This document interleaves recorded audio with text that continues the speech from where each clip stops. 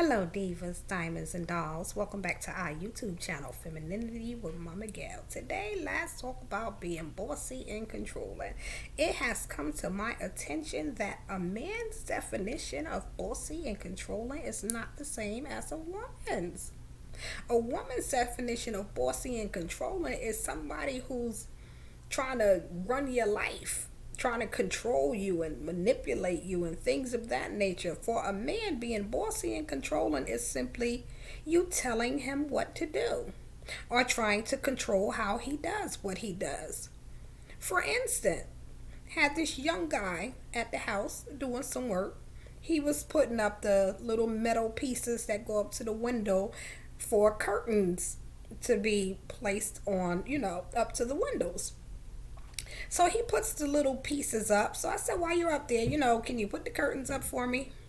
So the gentleman, now from a woman's perspective, the curtain rod is already together. It does not need to be disassembled in order to put the curtains through the holes, through the hoops.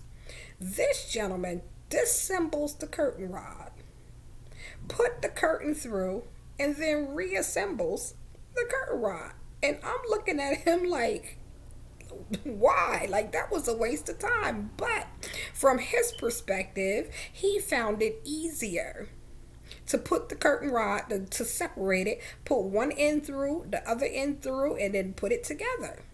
Whereas the curtain rod was already whole and could have just gone through the curtains and just been assembled and put up to the window. Perspective.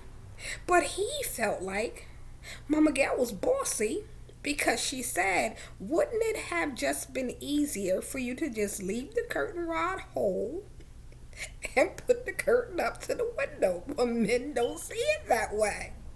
Another incident. There was a gentleman who was fixing something in the house.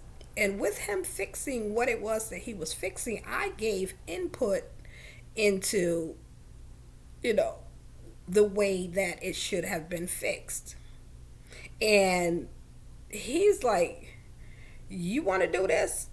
Because the way I'm going to do it the way I do it. So then he felt like, okay, she's being kind of controlling. And it was not my intent to be controlling. It's just that from the feminine perspective, we see a easier way to do things. Whereas gentlemen are going to take the route that makes sense to them. So they see a woman as being bossy and controlling if she's telling him what to do. Let me put it in your terms. Have you been with a gentleman? You're on your way to your mother's house and you know exactly where she lives.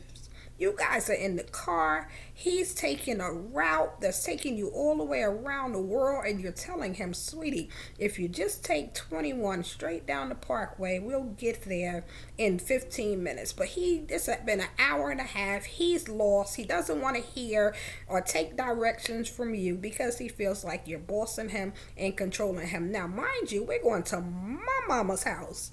And I'm bossing and controlling you because I'm telling you a direction. But my point is, the way men perceive bossy and controlling, women don't perceive that as bossy and controlling. So we have to actually, when a man is at work, let him work the way that he's going to work. Because he's going to get the job done. But he's going to get it done his way, in his timing, and on his route. So in the keep from being nagging, bossing and controlling, let him ride it out. Let him do it his way. When a woman puts in her input to a man with tools, who's working on something, who's driving, or anything that he feels that this is what men do, stay in your place, lay back, and just ride, and let him figure it out, unless you're going to be labeled bossy and controlling. Bossy and controlling, for me, means that you are trying to make me do things your way, and I'm not going to do them your way. That's the same way a man perceives what makes good sense to us.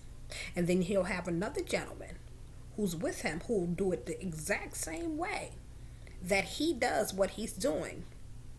And the two of them will gang up and say you're bossy and controlling because they agree that the way that it's being done is the way that it should be done. But you see the easier 5, 10, 15-minute way to get it done. So I say all of that to say, young ladies, being a nag, trying to control a man, tell him what to do and how to do it is useless. And when I say being a nag, I mean when you've told him that something needs to be fixed, when you've told him that something has to be done, when you've told him that you guys have to be somewhere by a certain time, you just have to enjoy the ride. Or speak to him in a tone and make him think that it was his idea and his way to take the route. Now, how do we do that to keep from being naggy? We'll say to him, baby, didn't you say that this Saturday you was going to fix the gate? You know, I love to see you out there fixing the gate and put your little t-shirt on, your little tool belt and everything. It's sexy to see you out there. Let him think that he's getting a reward in his efforts of going out there and just seeing you, watching him work. A man loves that. He loves to know that he's doing something, Mr. Fix It, and fixing something that's bringing you pleasure. And this is another reason why he sees a woman as bossy and controlling, trying to tell him what to do, because he wants to impress you and wants you to admire him and his work that's being done. But he can't get that if you're telling him what to do. So you're bossing and controlling him. And this is why when he's late for a date, you don't have to say, oh no, I ain't going. You told me you was going to be here at 5 o'clock. It's 5:15. You late, this, that, and the other.